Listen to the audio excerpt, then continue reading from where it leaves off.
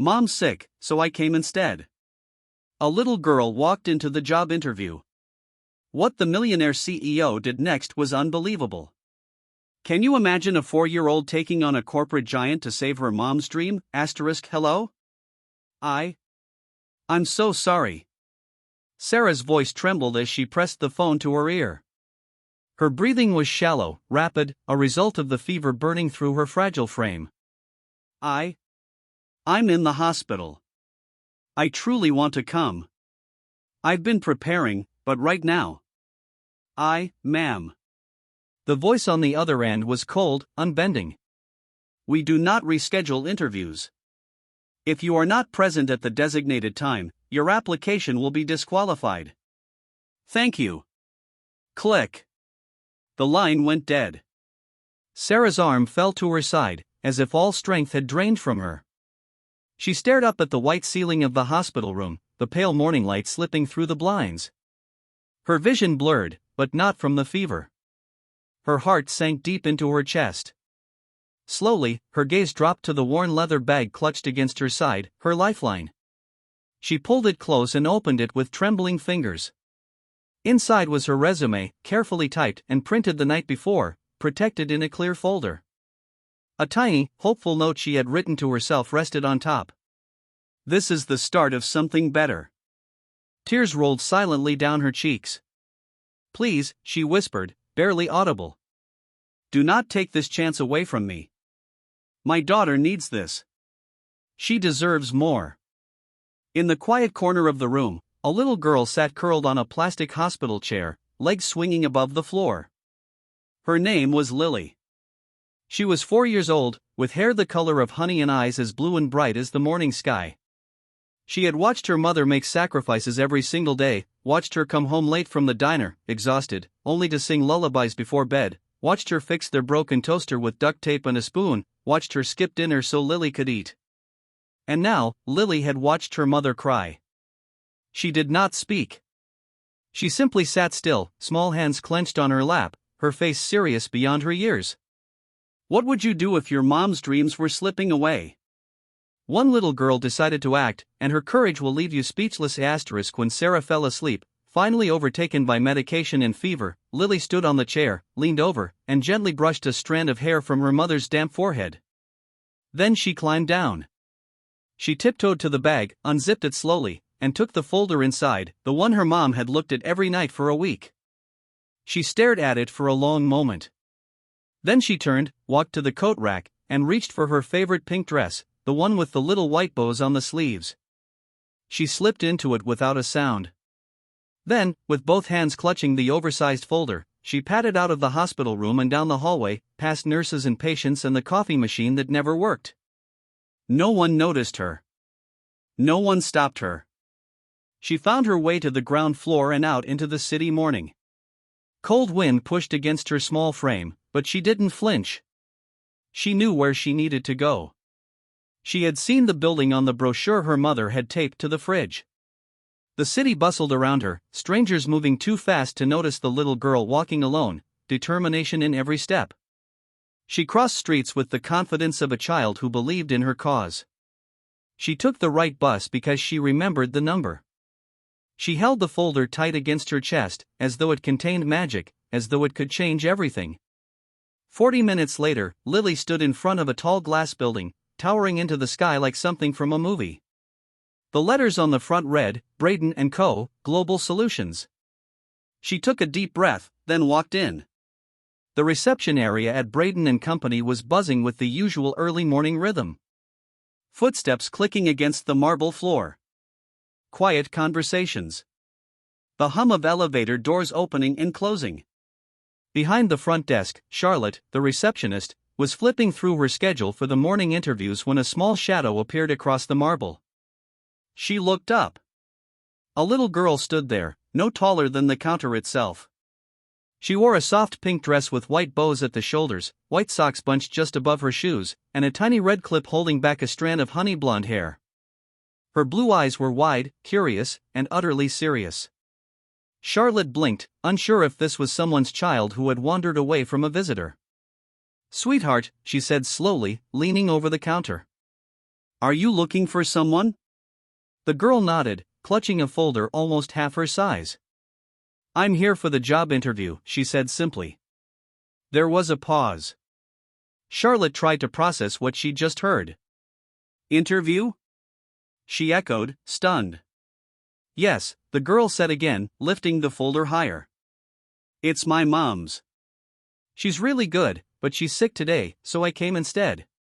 Charlotte stared at her.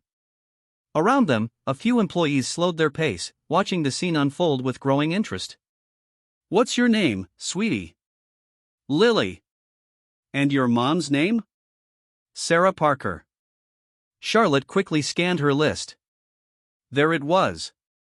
Sarah Parker, scheduled for 9 o'clock, the last candidate of the morning.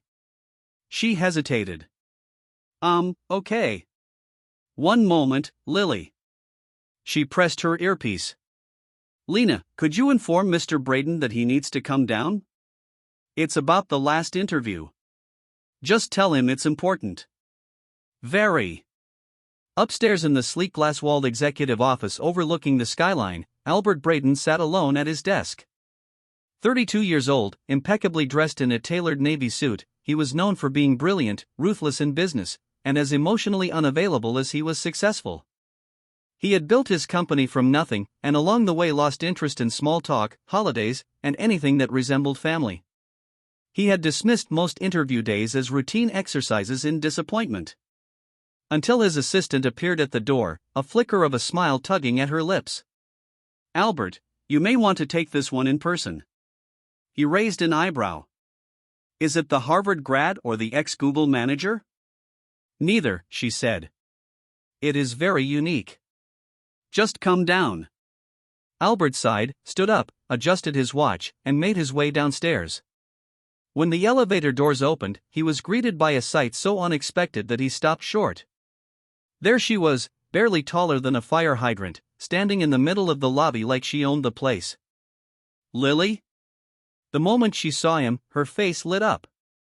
You're the boss? She asked cheerfully. Albert blinked. Yes, I am. I'm here to show you my mom's paper, she said, walking right up to him. She's sick, but she really wants this job, and I think she deserves it. She handed him the folder with both hands. It was slightly smudged, the corner bent, but he took it. The room was silent. Dozens of people held their breath. Albert looked at her for a long second. Then, for the first time in years, the corners of his lips tugged upward, just barely, but enough to be real. He turned to Charlotte.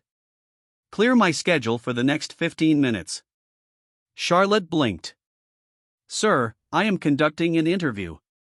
He turned back to Lily and gestured toward the hallway. Shall we? She beamed and nodded. Inside the conference room, Albert pulled out a chair for her, twice her size, but she climbed up with practiced confidence, placing her feet on the bar below. Albert took his seat across from her and opened the folder, scanning the resume while occasionally glancing at her. So, Lily, he said, adjusting his tone. Tell me why your mother wants to work here. Lily leaned forward slightly, resting her hands on the edge of the table. Her voice was clear, not rehearsed, just honest. Mama works really hard, she said. She doesn't buy anything for herself. She always saves money for me. She wants a job that's not just cleaning or waiting tables. She says she wants to use her brain again. Albert looked at her, unmoving. She went to college, but she had to stop, Lily added. Because she had me. He blinked slowly, his jaw tight. And you think she would do well here? Lily nodded enthusiastically. She's really smart and kind. She always helps people. Albert stared down at the resume again, this time reading every line more carefully. Then he looked back at the girl. And why did you come here today, Lily? She smiled. Because Mama was really sad when she hung up the phone. She said she wanted to give me a better life, so I came to help. Albert leaned back slightly. His expression softened. Not much, but enough for anyone who knew him to realize something profound had just shifted. He gave a small, genuine smile. Well, then, he said, closing the folder gently. "Let us begin the interview." Albert sat across the table, hands loosely clasped over Sarah's resume, though he had stopped reading it. His eyes were on the little girl seated opposite him, posture straight, feet dangling, eyes bright and unwavering. He spoke with unusual gentleness. "Can you tell me," he asked, "what your mom is like?" Lily's hands were folded in her lap. She blinked, thinking, then said with quiet certainty, "Mama works all day." "All the time?" He tilted his head slightly. "What kind of work?" "She cleans houses. And sometimes she's a waitress.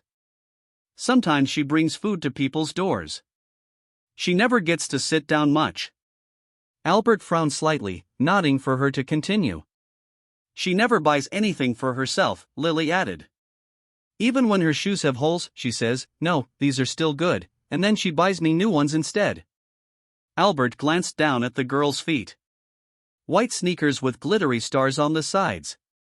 New, clean. It made sense now. "She always puts me first," Lily said, and her small voice turned soft. "Every time." There was a long pause in the room. The city noise was muted by the thick windows. In that quiet, Albert felt something stir inside his chest, something that had been still for too long.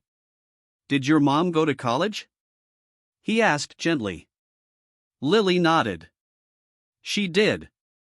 She says she loved learning, but she didn't get to finish. She had me." Albert's breath caught in his throat. He leaned back slightly in his chair, eyes never leaving her. "She told me," Lily continued, "that she didn't regret it. She says I'm her favorite reason to stop anything." That sentence, so pure, so full of loyalty and sacrifice, landed with the weight of truth. Albert closed the folder. He could imagine it, a young woman, bright, ambitious, full of potential, and then, suddenly, completely alone, no family support, no partner, a baby. And instead of running, she chose to stay, to build a life around that baby, even if it meant scrubbing floors, waiting tables, missing meals. That kind of strength was not listed on resumes. "And what do you want for your mom?" he asked, his voice low. Lily tilted her head, thinking again.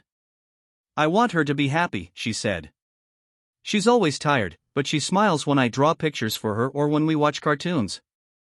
I think she just needs a break." She paused, then looked up at him with eyes as wide and blue as the ocean. "Mama doesn't need a lot of money," she said earnestly. "She just wants a job that lets her buy ice cream every weekend." Albert froze. Something about that, so simple, so heartbreakingly innocent, cracked a piece of his well-armored exterior. "She told me once," Lily whispered, "that she would be the happiest woman in the world if she could just give me that, a little bit of ice cream, every Saturday." He swallowed hard. For a moment, he forgot to breathe. The silence between them was thick now, not awkward, but reverent. Lily shifted in her chair, legs swinging again. Albert finally leaned forward, placing the folder gently on the table. "Lily," he said softly, "you know, I have interviewed a lot of people in this room." She looked at him curiously. "But no one has ever said something that mattered quite like that." She smiled, unsure what he meant, but sensing it was something good.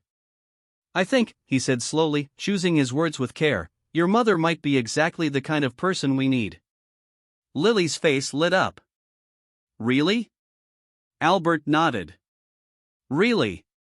Then, for reasons he couldn't explain even to himself, he added, "and I happen to know a place that has very good ice cream." She beamed. "Mama would like that."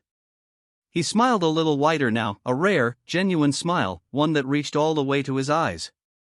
For a moment, he let himself imagine it, Sarah sitting across from him, not in desperation, but with dignity. Lily by her side, laughing.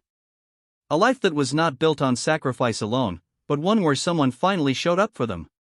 He stood, walked to the door, and called for his assistant. "Please find out which hospital Sarah Parker was admitted to yesterday," he said calmly.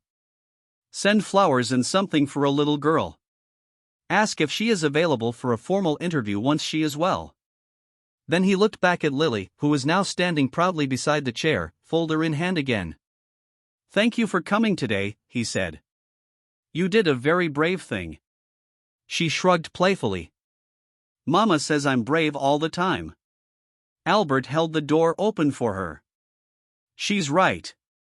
Albert sat alone in his office, the folder still resting on his desk. The room was quiet now, sunlight creeping across the floor through floor-to-ceiling windows. Outside, the city buzzed along its usual path. But inside, something had shifted. He opened the folder again, not out of obligation, but out of genuine curiosity. Sarah Parker. Her name was typed neatly at the top of the page. Beneath it, a concise and well-structured resume unfolded, a record not of prestigious titles or high-powered jobs, but of promise and perseverance. Academic achievements first, full scholarship to a reputable university, honors in her freshman year, president of the student marketing club, peer mentor. Her GPA was impressive, and her professors had left glowing references. Then a sudden gap, no degree completed, no internships. Instead, the next section began with a string of part-time positions: waitress, housekeeper, delivery driver, late-night janitor. The kind of jobs no one boasted about, the kind of jobs that kept a roof over a baby's head. Albert read slowly, absorbing each detail, each choice. At the very bottom of the resume, beneath the last line of experience, a small handwritten note caught his eye. It was in soft ink, slightly slanted, not dramatic, not begging. I am not looking for sympathy. I am only asking for a real chance. He stared at those words. They said more than any cover letter ever could. Albert leaned back in his chair and looked out the window, thoughtful. He had built his company on logic, data, measurable results. But there was something about her, that broke through all of that.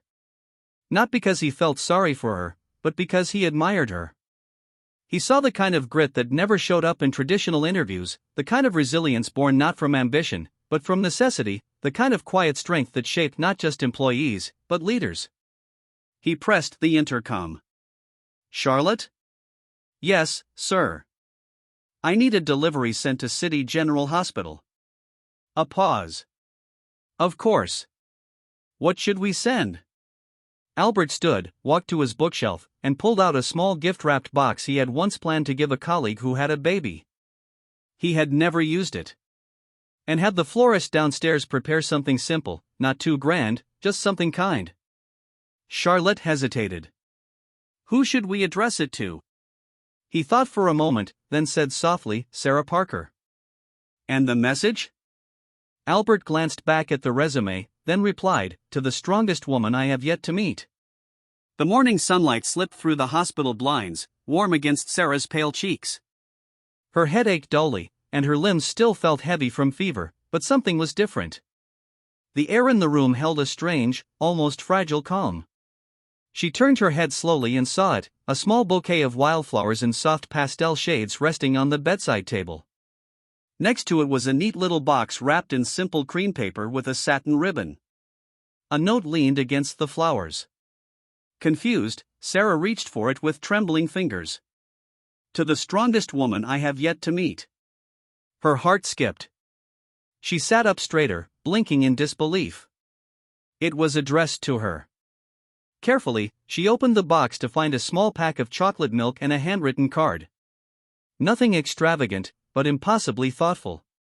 Lily. Her stomach dropped. She reached for her phone with panic tightening in her chest. She had been too weak to stay awake last night.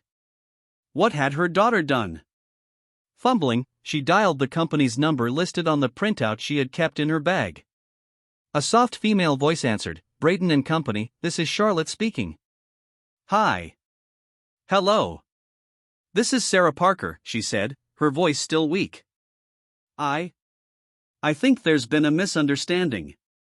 My daughter, she's only 4. I think she may have come to your office yesterday with my resume. I'm so sorry. She didn't mean any harm. She just... The woman chuckled gently on the other end. Miss Parker, no need to worry. In fact, your daughter might be the bravest person to ever walk into our lobby. Our CEO was very impressed. Sarah froze. Your CEO? Yes, Charlotte replied warmly. He would like to meet you formally this time. If you're feeling better, he's cleared some time this afternoon. Sarah's breath caught. Are you sure? We are very sure. That afternoon, Sarah stepped out of a cab in front of the towering Braden and Company building. She clutched her bag tightly, her legs still weak, her cheeks flushed from the lingering fever.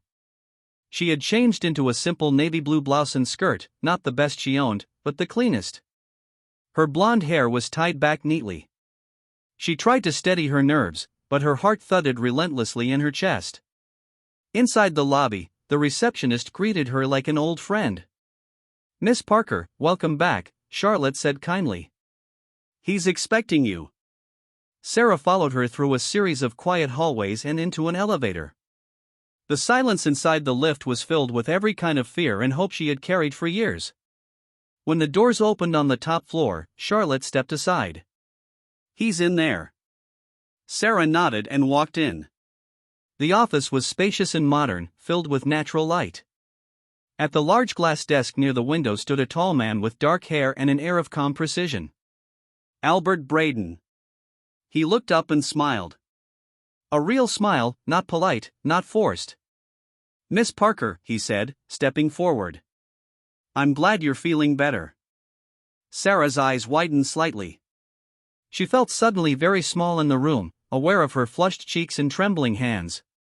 Thank you. I'm so sorry about my daughter. Albert raised a hand, stopping her gently. There's nothing to apologize for, he said. She gave one of the most compelling presentations I've ever witnessed. Sarah blinked. He gestured to the chair in front of his desk. Please, have a seat. She sat, legs crossed at the ankle, bag on her lap like a shield. Albert sat down, too, and for a moment he simply studied her. You know, he said, tapping the folder on his desk. I have read thousands of resumes, but yours came with the most remarkable letter of recommendation I've ever received. Sarah's lips parted slightly, her heart thudded. Albert smiled again, softer this time. She believes in you more than anyone I've ever met believes in anything. Sarah lowered her eyes for a moment, the heat rising to her cheeks. She's my whole world. I can tell, Albert said. Which is why I would very much like to see what you can do here. Sarah looked up, hope flickering bright in her eyes. Sarah's first day at Braden and Company felt like stepping into another world. The glass walls, the constant clicking of heels, the quiet hum of efficiency. It was everything she had once dreamed of, and everything she feared she might never be good enough for. Albert offered her a position as a junior project assistant. She had expected an internship, maybe a trial period of filing papers, but this was real. The team was polite but distant. Her clothes were modest, her shoes a little worn. She looked different, sounded different, and many of her co-workers knew without needing to ask that she was the one with the kid. Some whispered that she had been hired out of pity. Others simply ignored her. But Sarah didn't flinch. She came early, stayed late, took notes, asked questions. She soaked up every training video, read every company report, watched how the senior assistants moved, organized, followed up. Her fingers flew over the keyboard like she had never left school. And when she made mistakes, and she did, she owned them, fixed them, and never repeated them. Slowly, the tone began to shift. Someone asked her for help fixing a slide deck. Another asked if she could organize a meeting schedule. And then someone said thank you and meant it. But one person never doubted her. Albert. He never hovered, never micromanaged. But he watched closely. And when Sarah's name came up in meetings, he would lean forward, asking what she had contributed, how her ideas were received. He noticed everything. Like the day Lily had a fever and Sarah called in to say she might be a little late, Albert sent her a private message. Family comes first. Take the time you need. Or the afternoon he noticed her skipping lunch and had his assistant accidentally bring an extra sandwich to the break room. Or how he made sure she was always seated at the table, not in the back, during project reviews. He never said anything directly, but she knew. And for the first time in a long time, Sarah began to believe in her own worth again. One evening, long after most of the office had gone dark, Sarah sat at her desk finishing edits on a presentation for a major client. The soft buzz of the city lights glowed through the windows. Her eyes were tired, her fingers stiff, but she felt something rare. Fulfillment. She didn't notice Albert approach until he spoke. "You work harder than most people who have been here 10 years. She looked up, startled, then smiled. "Guess I have 10 years to catch up on." He gestured to the chair beside her desk. "May I?"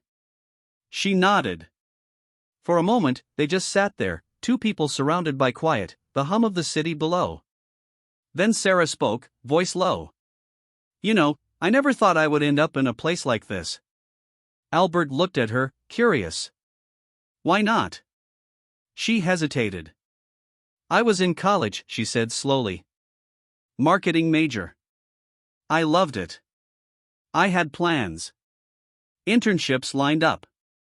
Then she took a breath. I met someone. Thought he was everything. Got pregnant in my first year." Albert's expression didn't change, but his gaze softened. "I thought maybe we'd figure it out together, but he left. Disappeared." She paused again. "My parents said I ruined everything, that I had embarrassed them. They told me to either give the baby up or leave."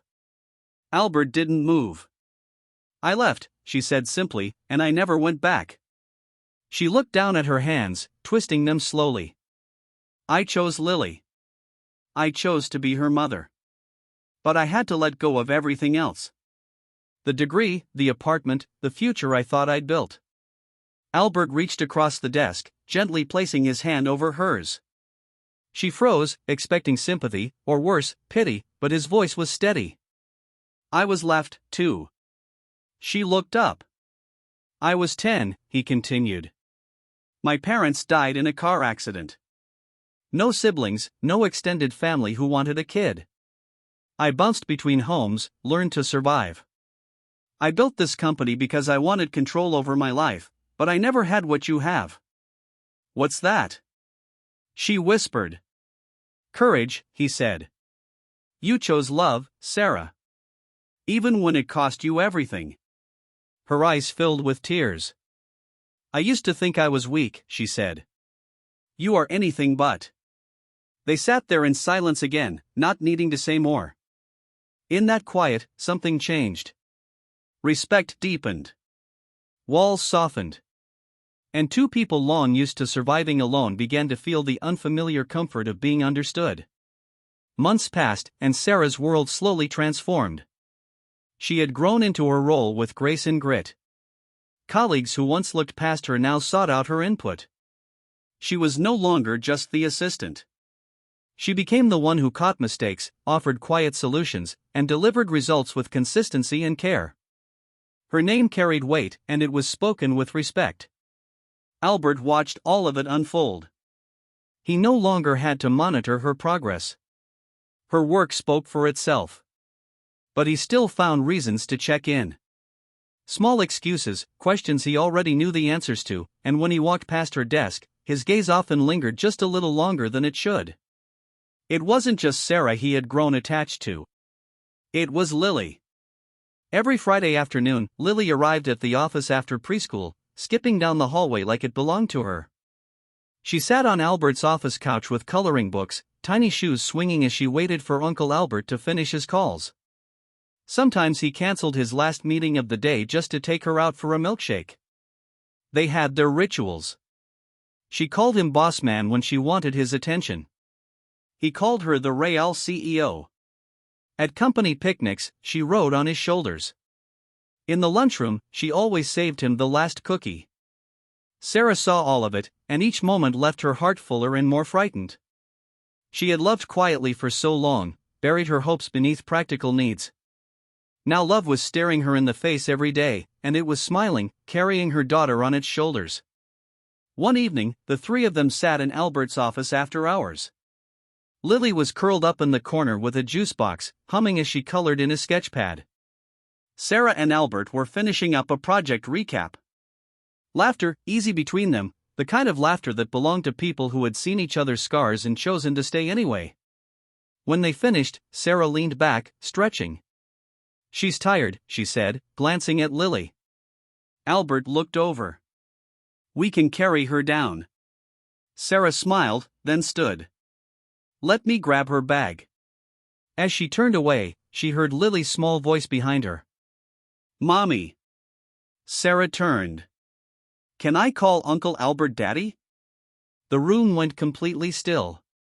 Albert froze. Sarah stared, the bag slipping slightly from her fingers. Lily looked up, innocent and sincere, "Because he always picks me up and brings me ice cream. And he reads to me like you do.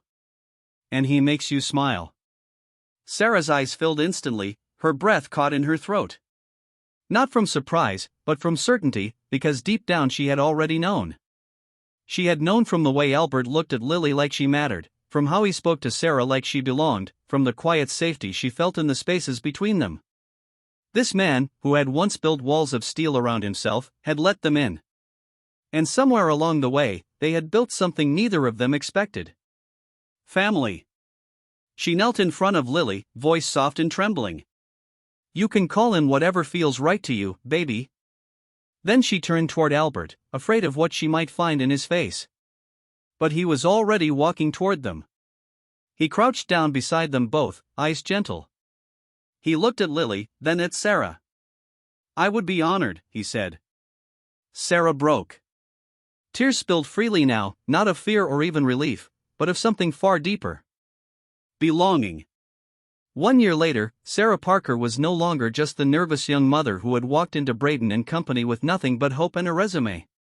She was now Sarah Parker, project team lead. Confident and poised, she led meetings, guided junior staff, and earned praise from every corner of the company. Her name showed up on success reports and in conversations that mattered, and always close by, quietly and constantly, was Albert. At first, their relationship was private, not from shame but respect for their roles, for the company, and for each other. But as weeks turned into months, it became impossible to hide. Albert brought Lily her favorite pastries on Monday mornings. Sarah was the only one allowed to interrupt his meetings, and the way their eyes met across the room told a story no one needed explained.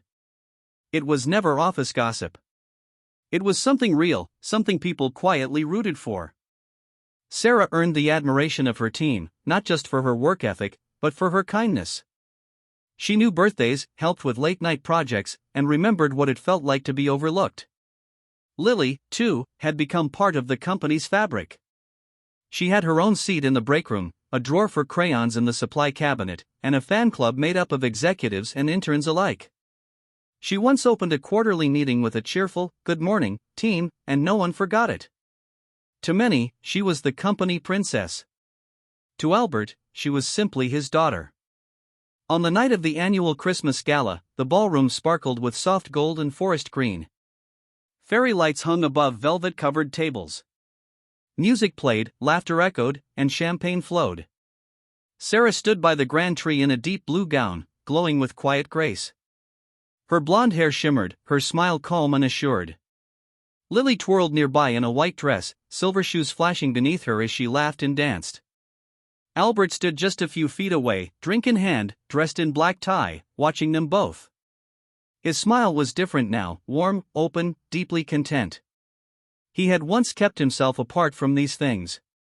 Tonight, he stayed close, not for show, but for love. Later, someone tapped a glass. The room quieted. Albert stepped forward. "I know this is the time of year when we usually talk numbers, growth, and goals," he began, glancing toward Sarah. "But tonight, I want to talk about something that changed my life." He looked toward Lily, now enjoying 2 cookies with frosting on her cheeks. "A year ago, I received the most unexpected job application I've ever seen. It was hand-delivered by someone about 3 feet tall, wearing a pink dress, holding a resume twice her size." Laughter rose around the room. Sarah covered her face, tears threatening already. Albert smiled, then grew more serious. "That little girl walked into my office with no fear. She looked me straight in the eye, and in that moment, she brought more than a resume. She brought hope, courage, and the beginning of something I never knew I needed." He stepped toward Sarah and Lily and gently pulled them close. To both of you, he said softly, eyes misty now. Thank you for showing up, for holding on, and for walking into my life exactly when I needed you. Then, turning to Lily, he whispered with a smile, for stepping into my office in that pink dress, holding that giant resume. Applause erupted, glasses clinked, and beneath the sparkling lights, they stood together, not as CEO, employee, and child, but as something much more lasting, as a family. A family born from bravery, faith, and one unforgettable walk into the unknown. And so, a little girl in a pink dress, armed with nothing more than love, courage, and her mother's resume, walked into a world that wasn't meant for her and changed it forever. Sometimes, family is not about where we come from, but who walks beside us when life gets hard. And sometimes, love finds us in the most unexpected places, like a boardroom, a hospital bed, or the heart of a child. If this story touched your soul the way it touched ours, we invite you to become a part of our growing family. Subscribe to Real Stories Diary for more true life tales that remind us all of the beauty, resilience, and quiet miracles hiding in everyday moments. Until next time, keep your heart open. You never know what story might walk into your life.